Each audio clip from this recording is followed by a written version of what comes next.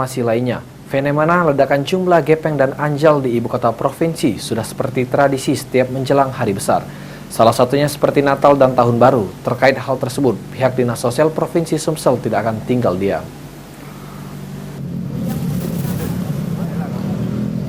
Fenomena ledakan jumlah gepeng dan anjal di ibu kota provinsi sudah seperti tradisi setiap menjelang hari besar.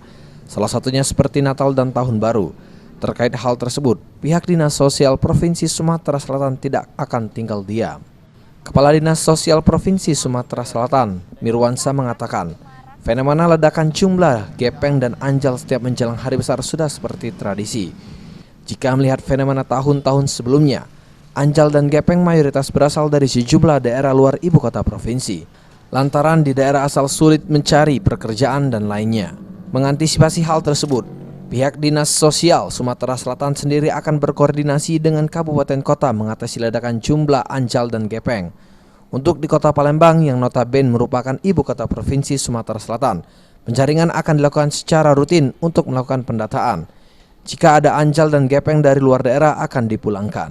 Kalau dari Dinsos kita tetap menghimbau kepada masyarakat ini kabupaten kota untuk menginventarisir akan terjadi lonjakan anjal dan sebagainya.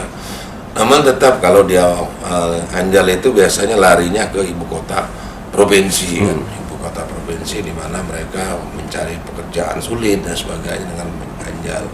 Namun itu nanti tetap akan kita lakukan penjaringan terhadap anjal-anjal demikian dan akan kita kembalikan ke daerah masing-masing. Sandi Pratama, PAL TV.